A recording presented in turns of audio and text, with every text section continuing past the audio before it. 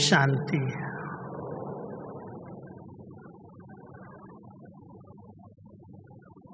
मीठे बाबा ने हम सबको इतना अच्छा पाठ पहला पढ़ाया है। आप सब इस शरीर से भिन्न एक चैतन्य शक्ति आत्मा है।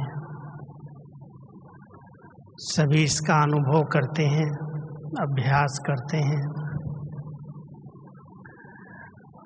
क्योंकि इस चक्र के अंदर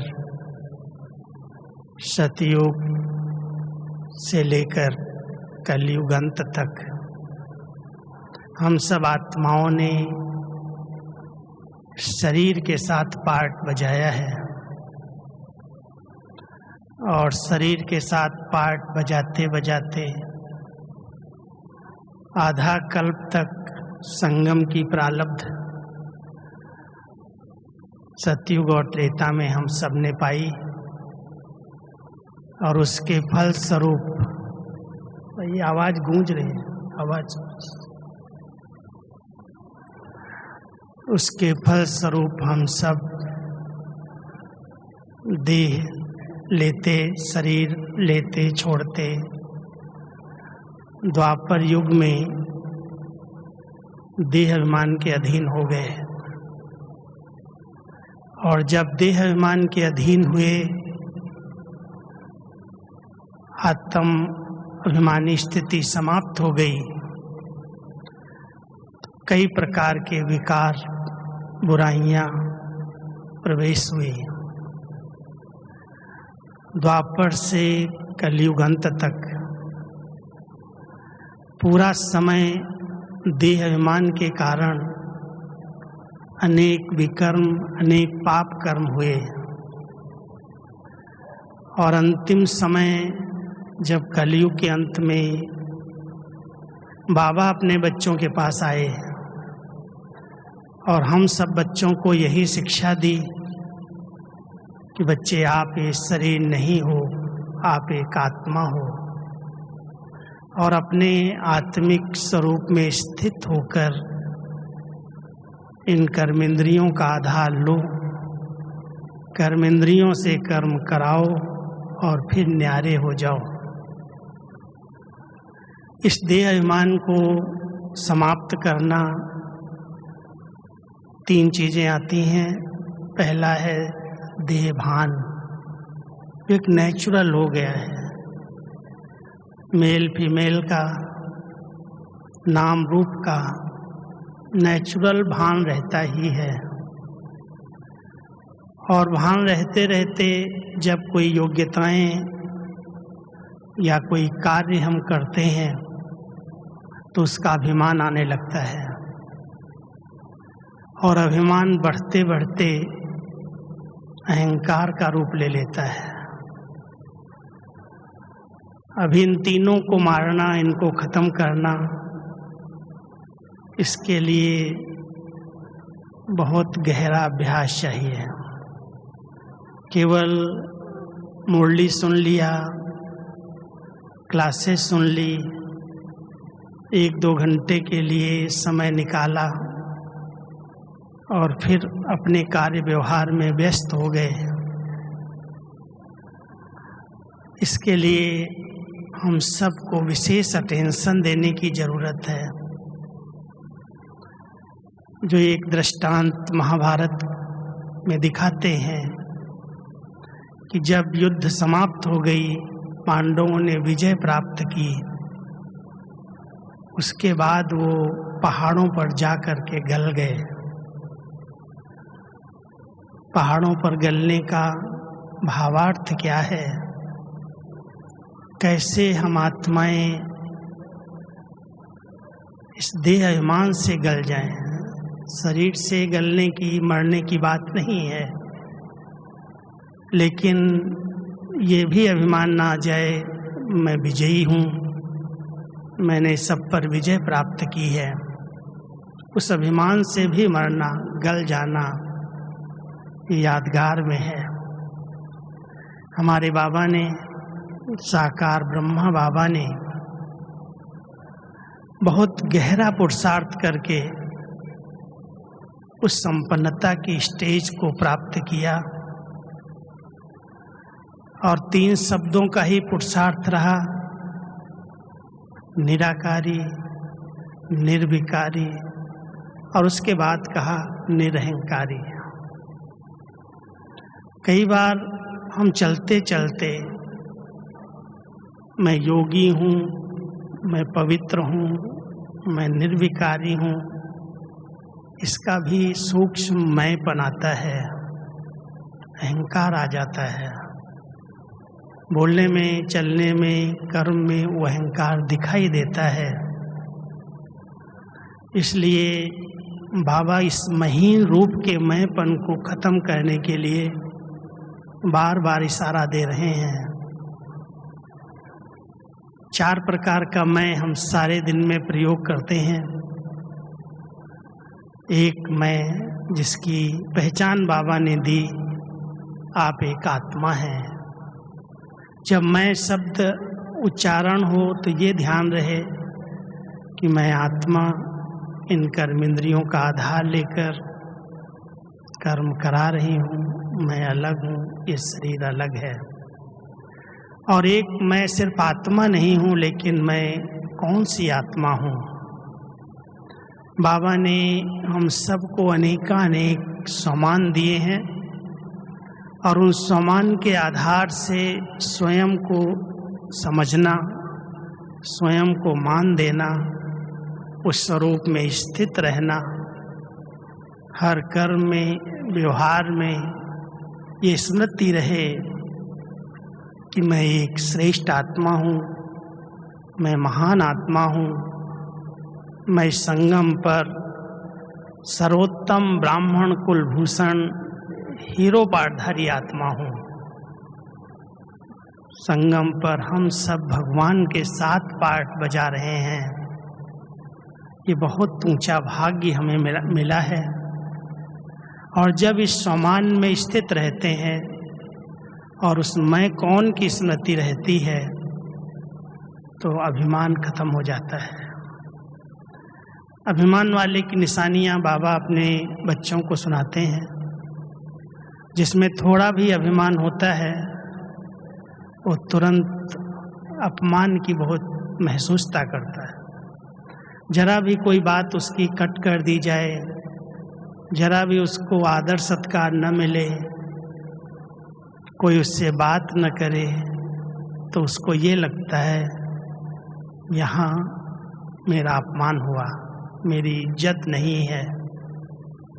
और अगर कोई कुछ थोड़ा सा करता है, सहयोग देता है, कोई बाबा के बच्चे बाबा को पहचानते हैं, सेवा में सहयोगी बनते हैं, अपना तन मन धन सेवा में लगाते हैं, लेकिन एक सूक्ष्म अपेक्षा रहती है कि कम से कम सबको ये तो पता हो कि मैंने ये सेवाएं की हैं। सबको मालूम तो पड़ना चाहिए कि मैं कुछ करता हूँ। उसका सूक्ष्म अभिमान दिखावे का रहता है। कोई की इच्छा होती है मेरा नाम हो, मेरी महिमा हो,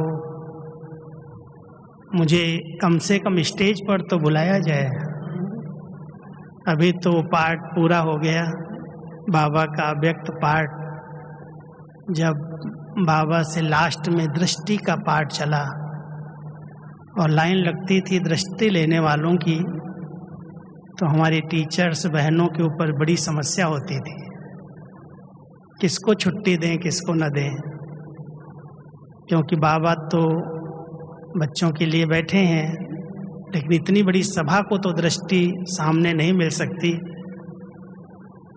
और अगर उनको नहीं मिलती, कोई कारण से बहनें उन पर ध्यान नहीं देती, सीट के लिए भी कई लोगों के मूड खराब हो जाते हैं। स्टेज की बात छोड़ो, अगर कोई को ठीक स्थान पर बिठाया नहीं गया, कुर्सी नहीं मिली, सोफा नहीं मिला, तो भी मन एकदम जो खुशी होनी चाहिए उससे उदास हो जाता है, निराश हो जाता है। मैं देखता रहता हूँ कि छोटी छोटी बातें, हद की कामनाएं इंसान के अंदर कितना अभिमान पैदा करती हैं। अगर वो कामनाएं उनकी पूरी नहीं होती, ठीक सैल्वेशन नहीं मिलती, तो तुरंत अपमान की फीलिंग आती है। अब इस मैंपन को गलाना, समाप्त करना मेहनत है। इसके लिए बहुत अटेंशन की ज़रूरत है। जब भी आप अपने आत्मिक स्वरूप में स्थित होकर के, इसके लिए मैं एक अच्छा सा पुरुषार्थ आपको बताता हूँ। कम से कम, अधिक नहीं तो हर एक को 20 मिनट एकांतवास करना चाहिए। बिल्कुल अकेले में एक के अंत में चले जाओ। जब तक इस देह और देह की दुनिया से, देह के संस्कारों से परे रहने का अभ्यास नहीं किया, तब तक ये अभिमान पीछा नहीं छोड़ेगा। इसलिए एकदम अकेले में ऐसे बैठ जाओ और मैं जो हूँ, मैं जैसा हूँ, अपने आत्मिक स्वरूप का अनुभव करो। चमकते हुए सितारे का अनुभव करो। कुछ दिन पहले बाबा की मुरली में एक बहुत प्यारा शब्द आया, बच्चे मेरा रूप कैसा है। और बाबा उस रूप का वर्णन करते करते मुरली में बोले, मेरा रूप खसखस से भी छोटा है। आप लोगों का ध्यान गया होगा। मेरा इस पर बहुत विचार चला। मुरलियाँ तो बहुत बार टाइप की हैं, 50 साल से यही सेवा कर रहा हूँ। लेकिन उस दिन जब ये बात ध्यान पर आई कि बाबा कहता मेरा रूप खसखस से भी छोटा है, सर्वशक्तिवान, सर्वसमर्थ, पूरे विश्व का पालनहार, उसका रूप क्या है? एक एनर्जी है, एक लाइट है। और जैसा वो है ऐसा मैं हूँ। मैं एकदम बैठ गया ऐसे, मैंने कहा इसका अनुभव करना चाहिए। ऐसा अनुभव ही वास्तव में देह भान और देह अभिमान को गलाता है। आत्मा एकदम शीतल, स्वच्छ, कुछ नहीं चाहिए। न नाम की इच्छा, न मान की इच्छा, न शान की इच्छा, न कोई वस्तु की इच्छा। सब इच्छाएं अपने आप समाप्त हो जाती हैं। तृप्त भरपूर अनुभव होता है। वो स्थिति जो देह भान को गला दे, अभिमान को गला दे, उसके लिए मैं आत्मा जो हूँ, जैसी हूँ। इसके लिए कोई ट्रेनिंग देने की जरूरत नहीं है, क्लासेस की भी जरूरत नहीं है। लेकिन एकांत, और एकांत के साथ साथ एकाग्रता, बहुत अच्छी एकाग्रता का अभ्यास चाहिए। ये मैं अभिमान वाला, ये दूसरा जो अपमान की महसूसता कराता है, चलने में, फिरने में, बोलने में, एक शब्द बाबा प्रयोग करते हैं, रोब दिखाई देता है। बड़ा रोब से चलता है, रोब से बातें करता है। पता नहीं इसको किस चीज़ का अभिमान है। अपनी पढ़ाई का अभिमान है, अपनी बुद्धि का अभिमान है, अपने अनुभव का अभिमान है। मैं अनुभवी हूँ, मैं ज्ञानी हूँ, मैं समझदार हूँ। वो अभिमान उसके बोल चाल चलन से झलकता है, दिखाई देता है। उसकी बातों में इतना अपनापन होता है कि जो मैं कह रहा हूँ वही राइट है, मैंने जो कह दिया वही राइट है और वही होना चाहिए। अगर कोई ने नहीं माना, कोई ने कट कर दिया, तो मूड खराब हो जाए, सेवा का उमंग उत्साह खत्म हो जाएगा, दूरियां बढ़ा लेगा, बात नहीं करेगा, बहुत सारी समस्याएं पैदा हो जाती हैं, कई विघ्न आने लगते हैं। अगर उसके मैं को कोई ने स्वीकार नहीं किया तो ये दूसरे प्रकार का अभिमान हमारे इस संगठन को तोड़ने वाला है। बहुत अटेंशन देना। बाबा अपने बच्चों को बहुत निर्माण चित्त बनाना चाहता है, और उसमें भी आप सभी ने अगर देखा है, अनुभव किया है, हमारी दादियों ने बाबा की इस बात को इतना दिल से स्वीकार किया कि उनके चलन से, उनके बोलचाल से इतनी बड़ी अथॉरिटी, संस्था की हेड, मुख्य, कभी भी उनको अभिमान ने टच नहीं किया।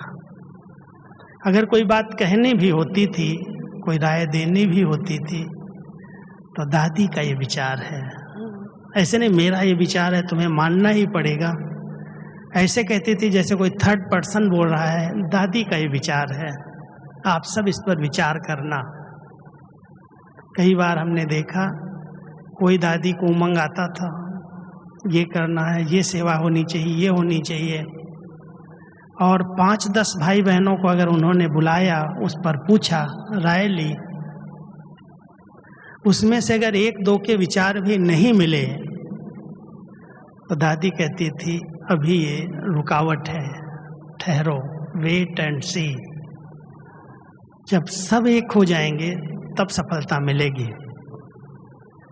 तो दादी जी के अंदर वो एक भावना थी कि सबके विचार अपने हैं और सबके विचार अच्छे हैं। उन्होंने कभी भी किसी के विचारों को कट नहीं किया। मान लो गलत भी विचार हैं, गलत है, लेकिन तुरंत कट नहीं किया। उस व्यक्ति ने जो विचार दिए हैं, वो अपनी समझ से, अपने अनुभव से जो कह रहा है, उसको उस तरह का रिस्पेक्ट चाहिए। तो बड़ों ने उसकी बात को कट करने की बजाय उस समय उसको सम्मान दिया, उसके अभिमान को ठेस नहीं पहुंचाई। फिर जब समय देखा, उसके हाव भाव जो इतने उत्तेजित थे, जोर से बोल रहा था, अपनी बात को सिद्ध करना चाहता था, जब वो नरम हो गया, उस समय उसको बात कही गई, ये ऐसे होगा तो ठीक रहेगा। ये है संगठन को एक सूत्र में बांधने की युक्ति। और वो दादियों ने मैंपन को समाप्त करके, अभिमान को समाप्त करके, इतना आपस में एक दूसरे को सम्मान दिया, एक दूसरे की बातों को रिस्पेक्ट दिया। इसलिए इतने बड़े संगठन को उन्होंने एक सूत्र में पिरो करके चलाया। आज इतना बड़ा यज्ञ दादियों के उस निर्माण स्थिति के आधार से सफलतापूर्वक चल रहा है। लेकिन वर्तमान समय बहुत छोटी छोटी बातों में, जहाँ भी टकराव की स्थितियाँ बनती हैं, अगर आप इसकी गहराई में जाएंगे तो वो केवल अभिमान है। और मैं, मेरा एरिया है, मेरा स्थान है, मेरे साधन हैं, मैंने सेवाएं की हैं, मेरे स्टूडेंट हैं, मैं नहीं छोड़ सकती। मैं छोड़ दूंगी तो सब बेकार हो जाएगा। ये बहुत सूक्ष्म अभिमान, मैंपन का देहमान की निशानी है। जो निर्माण आत्माएं हैं, बाबा का कार्य है, बाबा के बच्चे हैं, करावनहार वो है, करा रहा है। किसी को भी निमित्त बना के मुझे क्या चाहिए। जहाँ पर आत्मा अंदर से संतुष्ट है, तृप्त है, वो कभी भी अभिमान के कारण टकराव की स्थिति में नहीं आती। तो कईयों को किसी सेवा का, किसी क्षेत्र का, मैं और मेरेपन का सूक्ष्म अभिमान रहता है। लेकिन तीसरा अभिमान, तीसरा मैं है। बहुत सी ऐसी आत्माएं ज्ञान मार्ग में चल रही हैं, मुरली सुनती हैं, क्लास करती हैं, लेकिन अपने संस्कारों से युद्ध करते करते थकी हुई हैं। और उनके शब्द ये होते हैं, मैं तो देवता बनने लायक नहीं हूँ, मेरे अंदर तो कोई क्वालिटी नहीं है, मेरी कोई योग्यता ही नहीं है, मुझे कोई पहचानता ही नहीं है, मैं कोई काम का ही नहीं हूँ।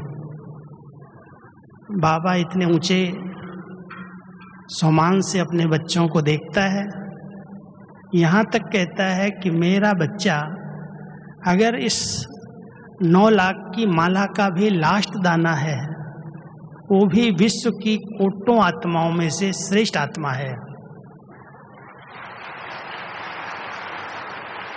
बाबा की ये नज़र अपने बच्चों के प्रति कि कम से कम इसने बाबा को, निराकार बाबा को दिल से पहचान करके मेरा बाबा कहा है, इससे बड़ी विशेषता और क्या होगी।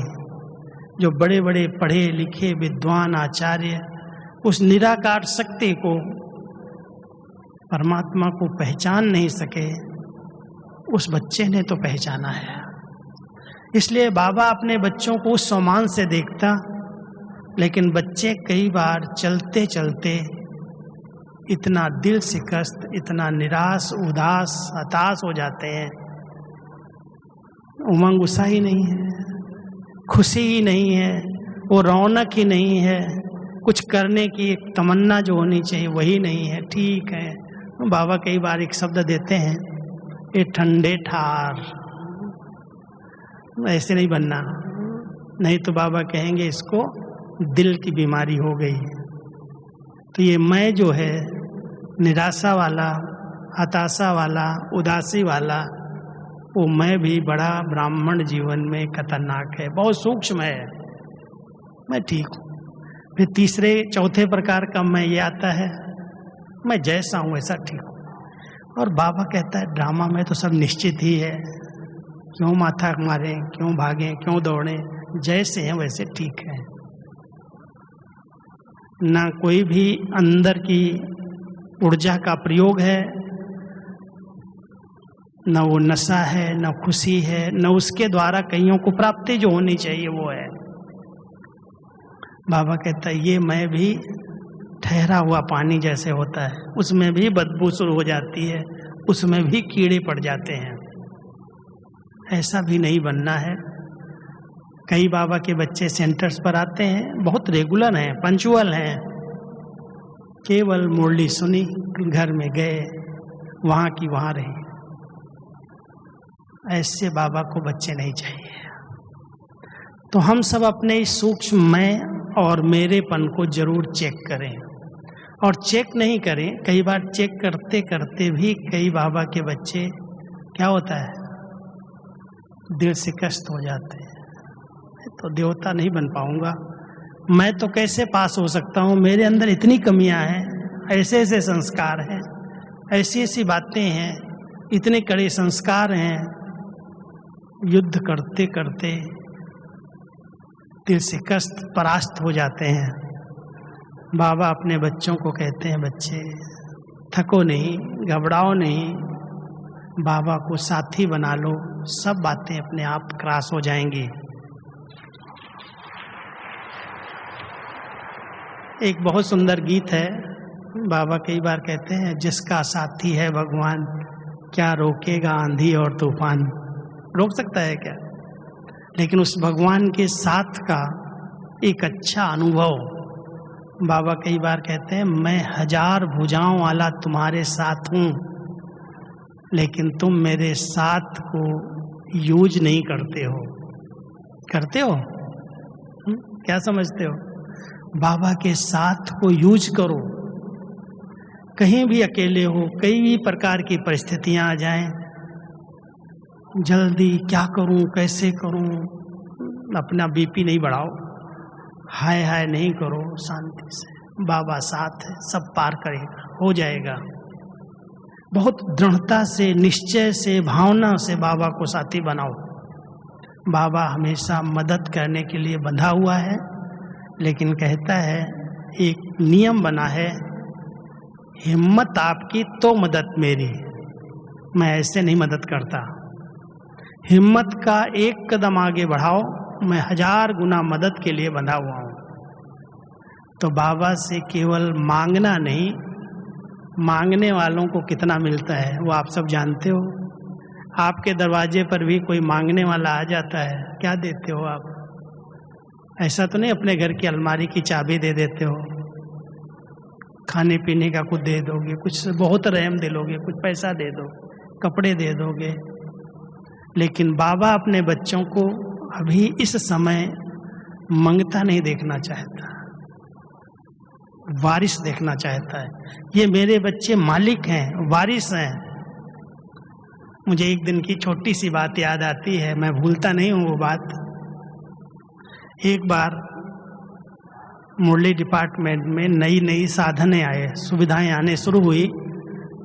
पहले कंप्यूटर आया और कंप्यूटर के साथ साथ प्रिंटर आया, और वो प्रिंटर उस समय 60-70 हज़ार का था। ले तो लिया मैंने, मंगा तो लिया,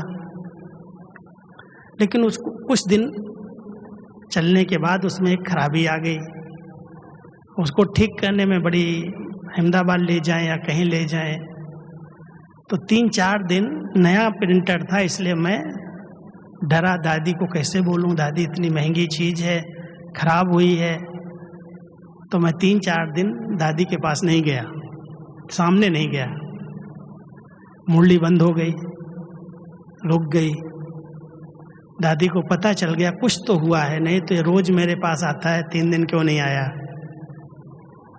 तो बुलाया मेरे को से, खास बुलाया कि आओ तुम इधर, क्या हुआ है, कुछ बात है क्या। तो मैंने ऐसे ही कहा डरते हुए, दादी हमने नया प्रिंटर लिया था, 50-60 हज़ार का आया और वो खराब हो गया है। और दादी इतना देख करके मेरे को बोली, तुम घर का मालिक नहीं है क्या। क्यों दादी, मालिक तो है। मालिक है और 3 दिन मुरली बंद रही, तुम दूसरा प्रिंटर मंगा लो। क्या ये मालिक है। इतना उनको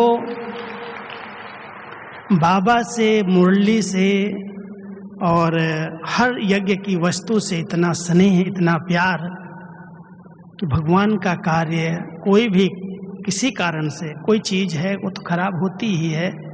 कलयुग में कोई परफेक्ट तो चीज़ है ही नहीं, लेकिन मालिक बन कर के उसको संभाला जाए, मालिक बन कर के उसकी व्यवस्था की जाए। दादियों ने कभी भी किसी को छोटे रूप में देखा ही नहीं। मालिक हैं और मालिक बन का सम्मान दिया। मालिक बन के सम्मान में कहीं मैं पन ना आ जाए, उस पर ध्यान देना। मान लो मैं मालिक हूँ तो मैं मालिकपन के सम्मान को जरूर स्वीकार करूँ, कहीं नुकसान न होने दूँ, सेवाओं में कहीं रुकावट ना आए, उसका मैं मालिक हूँ। बाकी मैं मालिक बन कर के उस साधनों का दुरुपयोग करूँ, गलत रास्ते पर लगाऊँ, वो मालिक नहीं है। अब ये मैं जो है बहुत सूक्ष्म मैं है, इसलिए बाबा ने हम बच्चों को बहुत ऊंचा सम्मान दिया है और सम्मान दे करके हमारे मैं को समाप्त कराया है। सदा एक की स्मृति अगर रहे, चाहे आप प्रवृत्ति में हैं, चाहे आप सेवा केंद्रों पर हैं। दादी जी का एक शब्द, जानकी दादी का एक शब्द बहुत प्यारा मैं आपको सुनाता हूँ। कई बार दादी को भंडारे में चक्कर लगाने ले जाते थे, व्हीलचेयर पर ही जाती थी अभी लास्ट दिनों में, और वहाँ आकर के जब बैठती थी, कई बार हम ऐसे दादी के पास होते थे, राजू तुम भंडारा देखा, अरे प्रभु लीला चल रही है, प्रभु लीला चल रही है। इतना नशे से बोलती थी, प्रभु लीला चल रही है। तो हंसते हंसते हम पूछते थे, दादी आपने कौन सी प्रभु लीला देखी। अरे इतने बाबा के बच्चे आ रहे हैं, भोजन बन रहा है, खा रहे हैं, कौन लाता है, कौन पकाता है, कहाँ से आता है, ये प्रभु लीला नहीं है तो क्या है आखिर।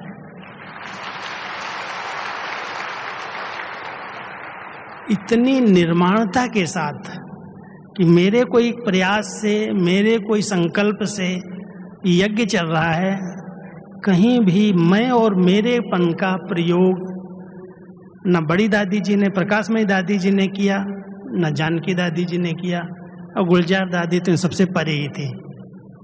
इतनी सरलता, इतनी निर्माणता, ये भी नहीं आया कभी मैं भगवान का रथ हूँ। समान था, समान कम नहीं था, सोमान की एक बात बताता हूँ। हम लोग दादी जी के, गुलजार दादी की बात करते हैं।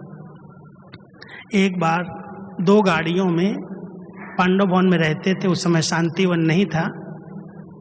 तो दादी को कहा, दादी आज पिकनिक करने पीस पार्क चलते हैं। सोमान में बताता हूँ आपको। हाँ चलो। तो हम 8-10 भाई 2-3 बहनें दादी के साथ पांडव भवन से निकले। और अचानक थोड़ी दूर जाने के बाद दादी की गाड़ी आगे निकली और हमारी गाड़ी पीछे थी। जो भाई हमारा चला रहा था, सामने वाली गाड़ी से दोनों गाड़ियां भिड़ गई, टक्कर हो गई, जोरदार टक्कर हो गई। और इतनी जबरदस्त टक्कर थी जो बहुत जोर आवाज हुई, लेकिन गाड़ी दोनों खड़ी रही, सामने सामने ऐसे ठोक दिया। अब वो जितने उसमें बैठे हुए थे दूसरी गाड़ी में, वो तो सब ग्रासिया लोग थे, भीड़ लोग थे, वो इतना जोर से चिल्लाने लगे जो हमारी गाड़ी के आगे ऐसे लेट गए आकर के। लगा नहीं कोई ज्यादा खास किसी को, लेट गए। और उनको यही था कि अभी तो इनसे कुछ न कुछ पैसा मिलेगा, ज्यादा पैसा लेंगे। और रोने चिल्लाए, इतना सब लेट गए ऐसे सामने सब। और बड़ी हमारी गुलजार दादी इतना प्यार से गाड़ी से उतरी। अब मैं उस भगवान के रथ को देख रहा था और आते ही ऐसी दृष्टि दी, इतना प्यार से कहा, भैया क्या हुआ? अरे कुछ नहीं हुआ तुमको, तो क्यों रो रहे हो, क्यों चिल्ला रहे हो, उठो खड़े हो जाओ। और वो ऐसे खड़े हुए और ऐसे दादी ने, टोली साथ में थी, ऐसे सबको टोली पकड़ाई और बस उसी स्वरूप में शांत होकर के कहा, कुछ नहीं हुआ, आप जाओ, हम लोग भी जा रहे हैं। 1 मिनट में वो खेल खत्म हो गया। दृष्टि दी, टोली अपने हाथ से दी उन लोगों को और बहुत मुस्कुराते हुए प्यार से, अरे कुछ नहीं हुआ, कहाँ चोट लगी, कोई खून तो निकला नहीं किसी को, ऐसे ऐसे कह करके दादी ने उनको विदाई दे दी और हम लोग आगे बढ़ गए। ये दादी जी का अपना सम्मान था और उस सम्मान में कहीं मैं शब्द ही नहीं था।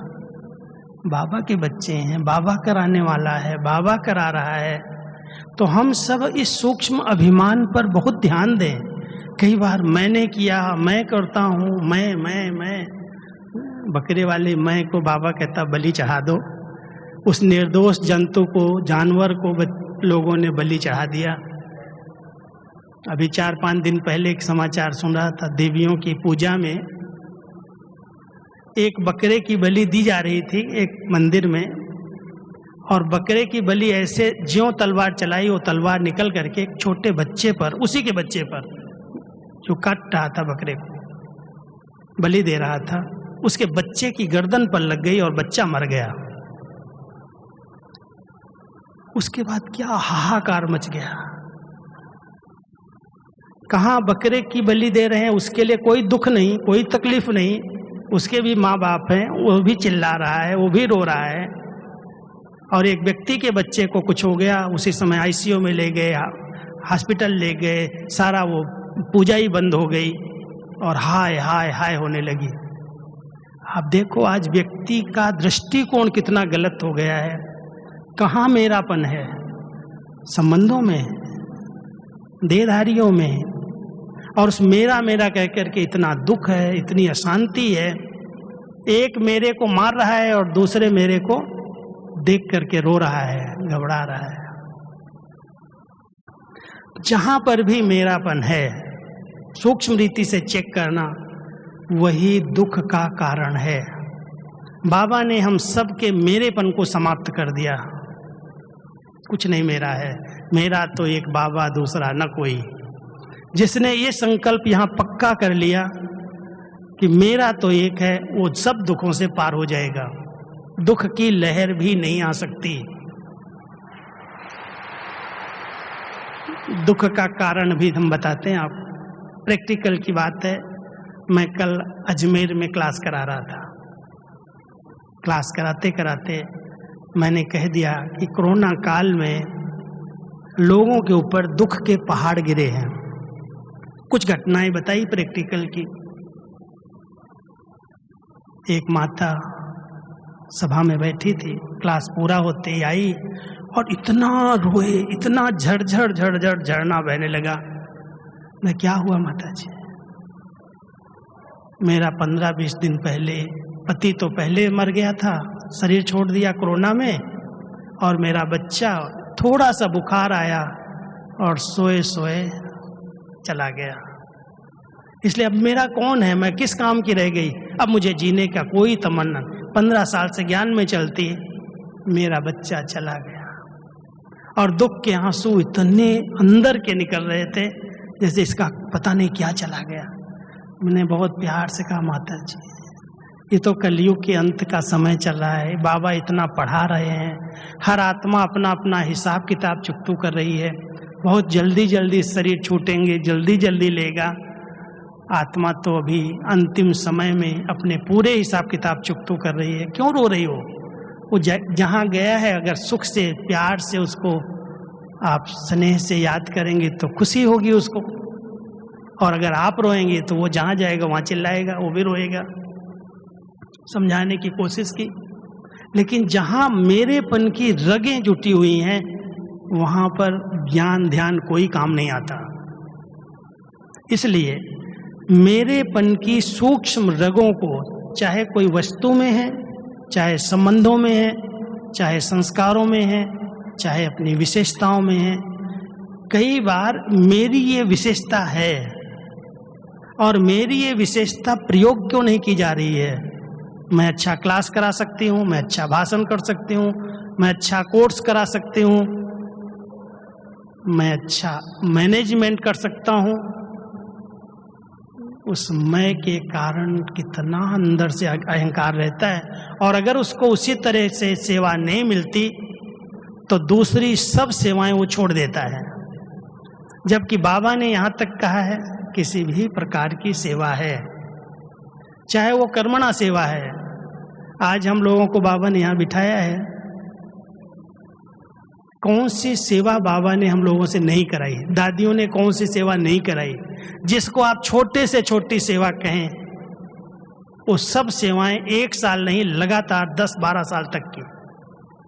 धोबी घाट किया, झाड़ू लगाई, हर घर कमरे की सफाई किया, बर्तन मांजे, रोटियां बनाई, और वो चूल्हे वाली रोटियां उस समय, अभी वाली सिस्टम नहीं। लेकिन कभी नहीं आया ये काम करने के लिए मैं आया हूँ क्या? करन करावनहार बाबा करा रहा है। और खेल खेल में हम सब काम करते रहे। कभी मैं अच्छे घर का हूँ, मैंने कभी किया नहीं है, मैं पढ़ा लिखा हूँ, मैं पैसे वाला हूँ, किस चीज़ का अभिमान रखते हो? क्या अभिमान है? एक बार एक बहुत बड़ा VIP मधुबन में, उसको भावना थी कि हम जाके बाबा के घर में सेवा करें। बड़ा ऑफिसर था, उसके अंडर में काम करने वाले करीब 100-150 लोग होते हैं।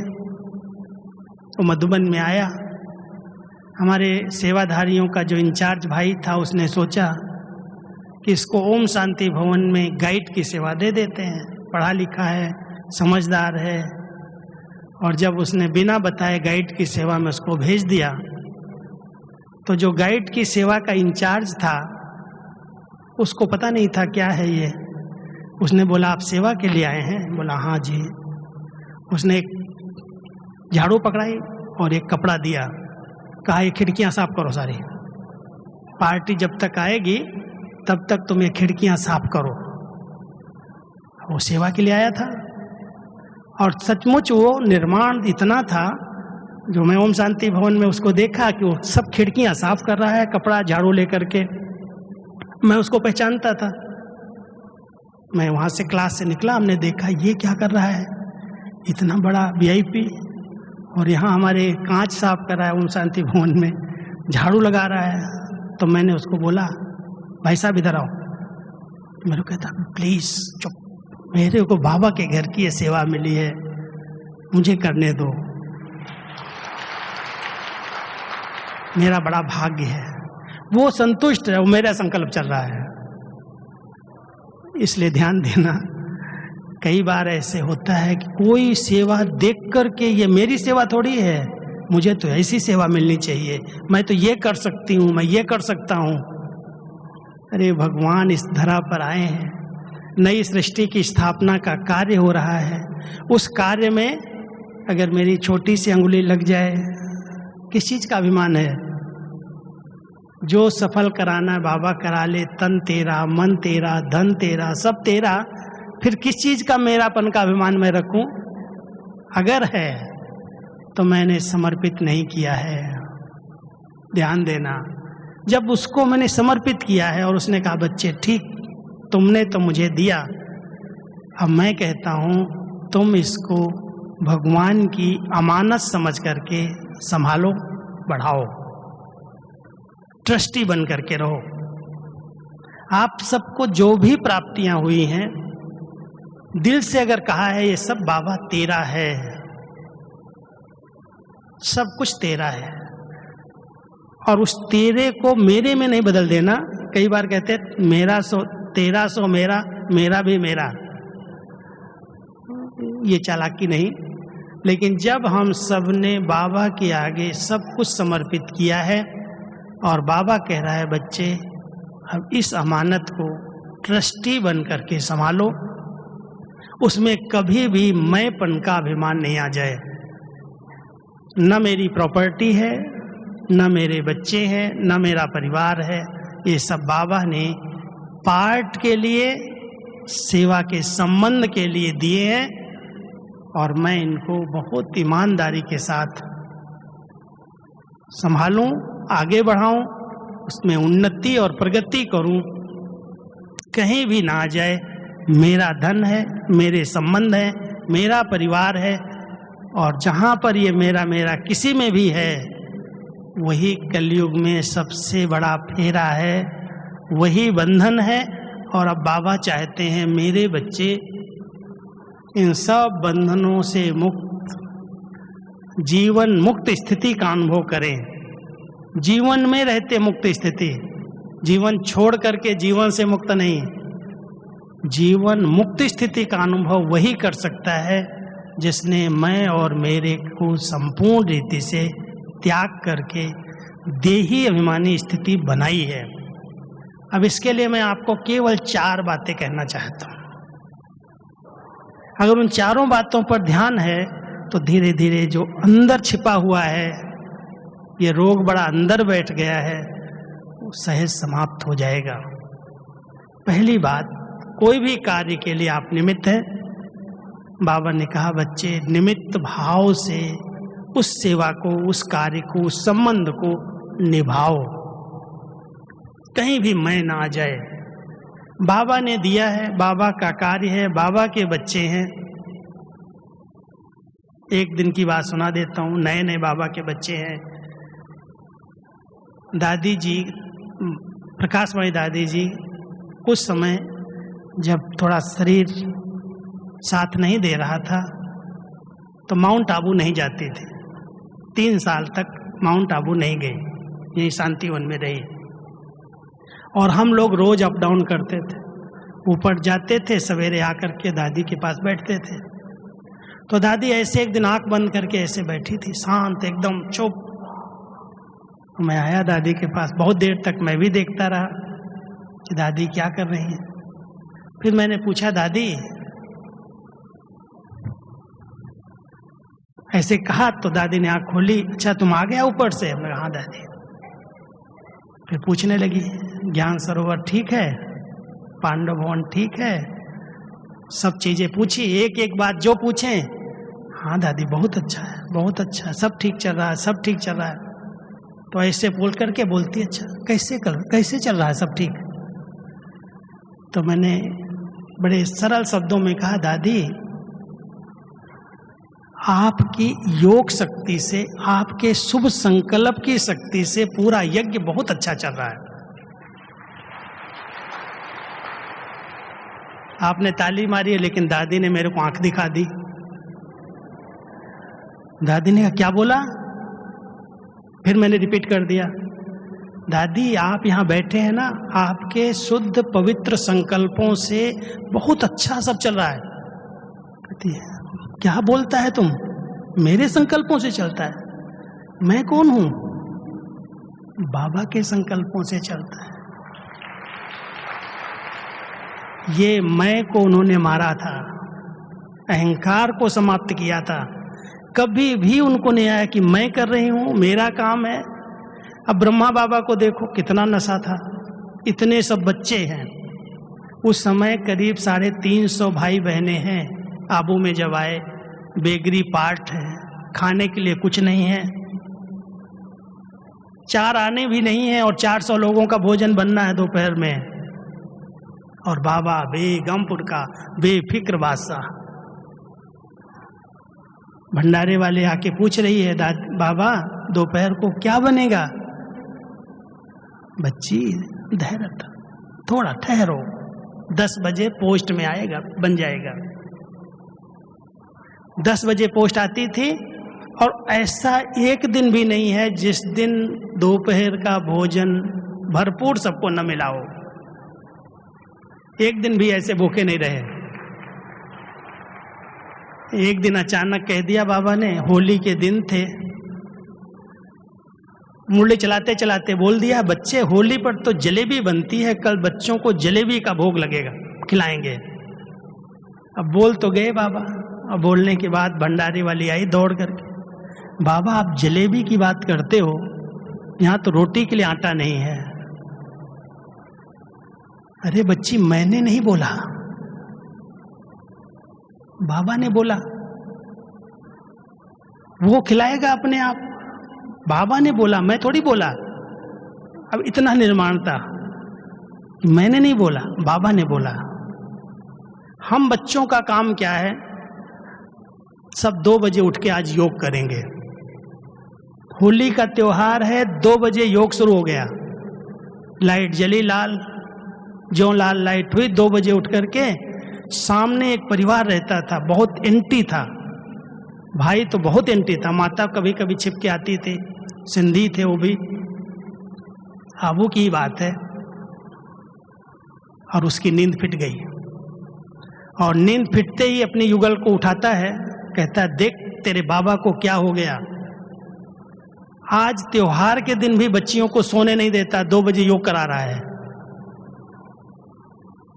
और मेरे को बार बार आ रहा है कि जो तेरे पास यहाँ रखा है ना पैसा, वो सब अभी दे आ जा करके। कहती है सवेरे दे दूंगी, अभी नहीं। कहता है सवेरे तक मेरी बुद्धि बदल जाएगी, अभी जाओ, रात को ही जाओ, दे आओ जा करके।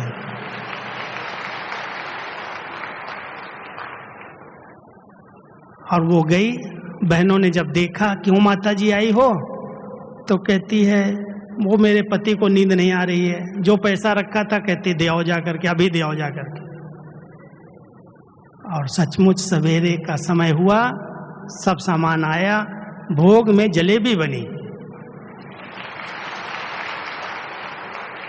तो बाबा तो कुछ भी कर सकता है, जादूगर तो है ना। इसलिए कभी भी मैं कर रहा हूँ, मैंने किया है, और कोई चिंता नहीं, कोई फिक्र नहीं, बेफिक्र बादशाह। जिसने मैं और मेरे को मारा है वही बेफिक्र स्थिति में रह सकता है। जहाँ उसको आ गया मेरे बच्चे क्या खाएंगे, मेरा परिवार कैसे चलेगा, मैं क्या करूँगा, मेरा नाम न खराब हो जाए, मेरे द्वारा ये न हो जाए, अरे बाबा तेरा नाम है कहाँ। इसलिए मैं और मेरे को समाप्त करके देह अभिमान को अगर गलाना है तो ध्यान देना, एक निमित्त भाव, मैं निमित्त हूँ, बाबा आपने मुझे निमित्त बनाया, मेरा भाग्य है, शुक्रिया आपका। और जहाँ निमित्त भाव है वहाँ बहुत नम्रता, बहुत निर्माणता अपने आप आ जाती है।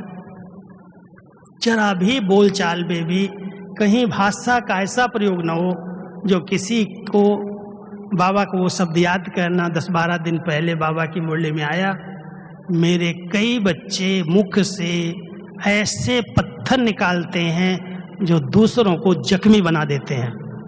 जख्मी शब्द मैंने सुना, बहुत ख्याल चला मेरा, जख्मी बना देते हैं। बोल से जख्मी बना देना कितना बड़ा पाप है। हम सब बाबा के बच्चे, बहुत ध्यान दें। जहाँ निमित्तपन का भाव है, मैंपन नहीं है, वहाँ बोल चाल रहन सहन में, चलने फिरने में निर्माणता स्वतः दिखाई देती। बहुत नम्र चित्त, बहुत सरल चित्त, जरा भी जोश नहीं, जरा भी आवेग नहीं, आवेश नहीं। अगर इसने मैं को मारा है तो, नहीं तो मैं ये तो टकराव पैदा कर रहा है। और तीसरा है निमित्त निर्माण और निर्मल वाणी। और निर्मल वाणी के साथ साथ वर्तमान समय एक बहुत अंडरलाइन का शब्द है, अब निर्वाण धाम चलना है। इसलिए वाणी से परे रहने का अभ्यास करो, जितना हो सके।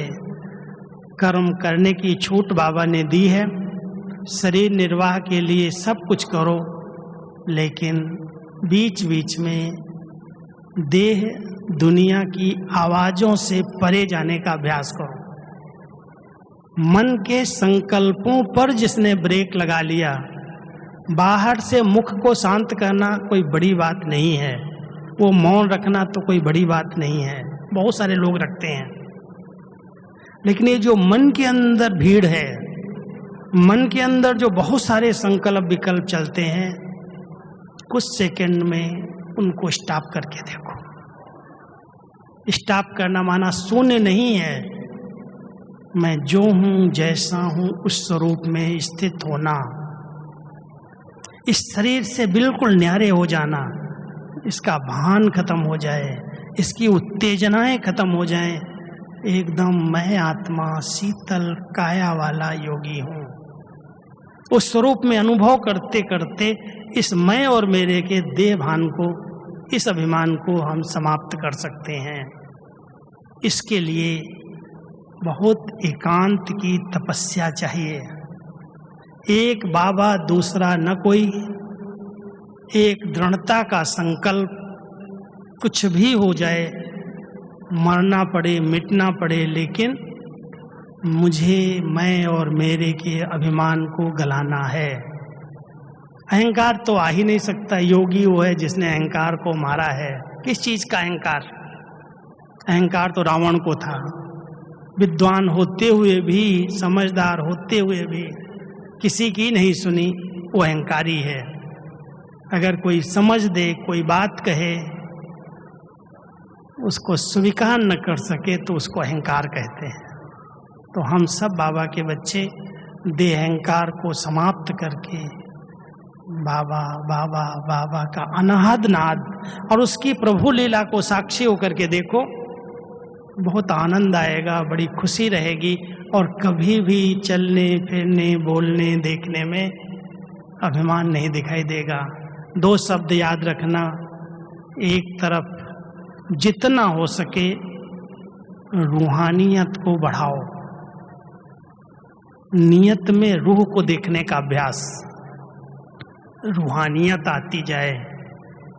और दूसरा, चेहरे पर बहुत रूहानी रुहाब, रुहाब माना नशा, अलौकिक नशा, वो हद वाला नशा नहीं, लेकिन रूहानियत का रुहाब, वो बाबा कहता है चेहरे पर दिखाई देना चाहिए। आपको देख करके कोई लगे इनको बहुत कुछ मिला है, ये आत्माएं प्राप्ति संपन्न हैं, ये कलयुग में रहते भी इतने सुखी कैसे हैं, खुशी में कैसे रहते हैं। आपके चेहरे द्वारा, आपकी चलन द्वारा, आपकी स्थिति द्वारा बाबा की प्रत्यक्षता हो, बाबा की यही आस है। और हम बच्चों को इस आस को पूरा करके दिखाना है। कर सकते हैं ना? कैसे करेंगे? हर्षित मुख, मुस्कुराते हुए चेहरे से, अपनी नम्र चित्त, सरल चित्त स्थिति से और एक बाबा की स्मृति से हम बाबा को प्रत्यक्ष कर सकते हैं। अभी समय हुआ है, हम सब आधा घंटे के लिए विशेष योग तो आपका 8 बजे तक है, मैं 7:30 तक आपके साथ हूँ। मैं चाहता हूँ कि सभी बाबा के बच्चे उस अशरीरी स्थिति का अच्छा अनुभव करें। सिर्फ चिंतन नहीं करना, ज्ञान चिंतन नहीं, अंदर चिंतन नहीं, लेकिन मैं आत्मा जो हूँ जैसे हूँ, एक लाइट हूँ, एक माइट हूँ, एक अति सूक्ष्म सितारा हूँ, इस भ्रकुटी आसन पर विराजमान मैं अकाल तख्त नसीन अकाल मूरत आत्मा हूँ। अपने मन और बुद्धि को इतना स्थिर कर लो, इतना हल्का कर लो, जो ये संकल्प शक्ति को सूक्ष्म वतन और मूल वतन तक ले जा सको। चलो पहले हम सब अपने आत्मिक स्वरूप में स्थित होकर के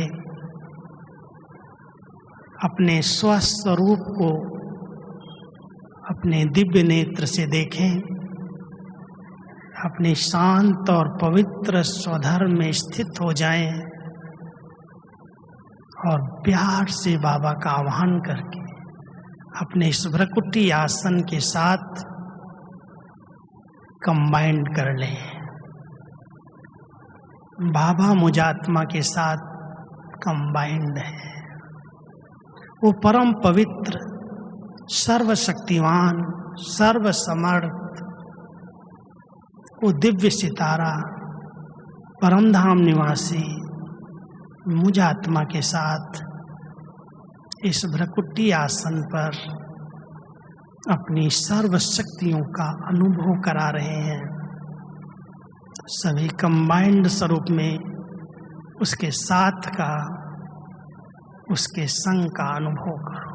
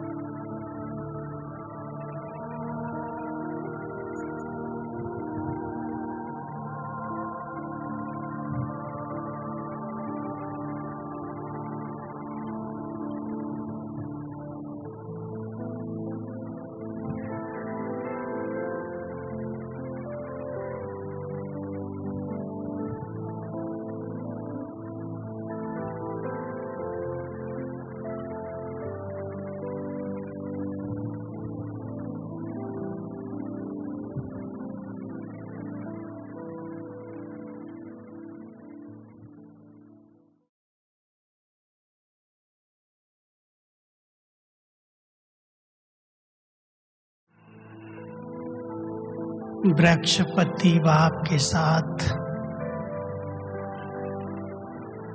कल्प वृक्ष की जड़ों में मैं तपस्वी आत्मा अपने तपस्या के प्रकंपन इस पूरे वृक्ष पर सकाश के रूप में भेज रही हूँ।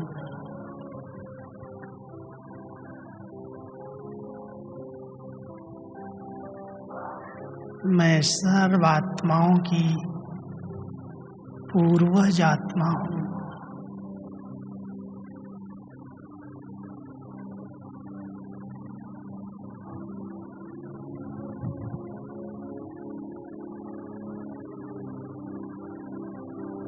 आदि पिता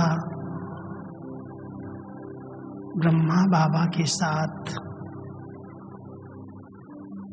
आदि माँ कामधेनु माँ के साथ मैं तपस्या में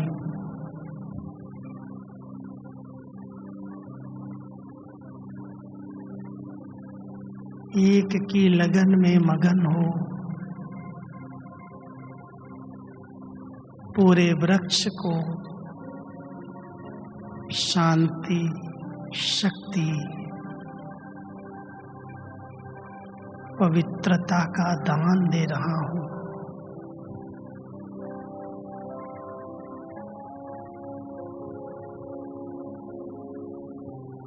सर्वात्माएं उस बीज रूप बाप से शक्ति लेकर मुक्ति का अनुभव कर रही है।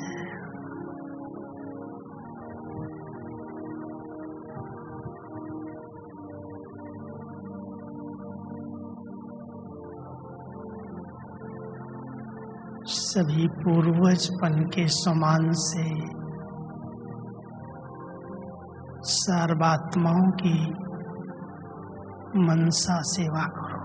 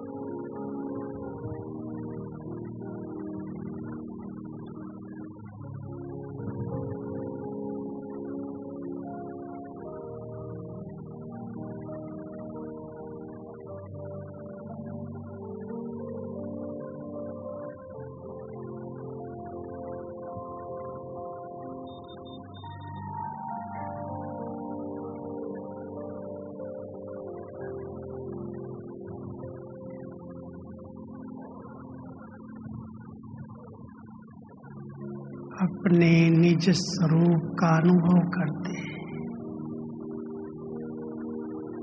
निराकारी दुनिया में परम धाम घर की स्थिति का, उस स्वीट साइलेंस की स्थिति का,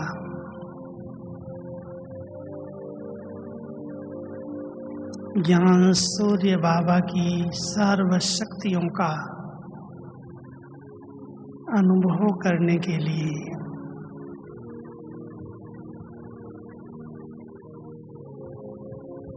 उस अखंड ज्योति महतत्व में,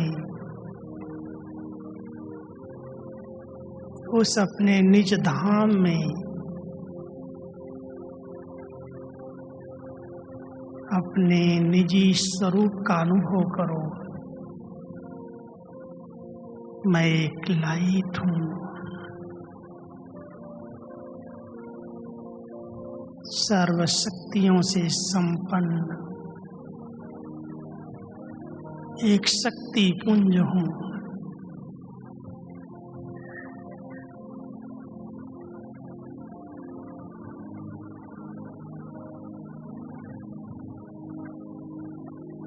उस ज्ञान सूर्य बाबा की किरणों के नीचे हूँ।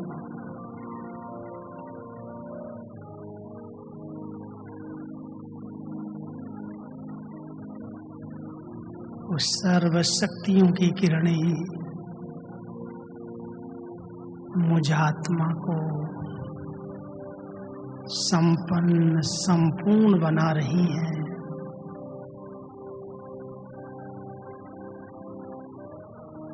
मैं परम पवित्र सर्व शक्तियों का पुंज अपने निज धाम में असीम शांति का अनुभव कर रही हूँ।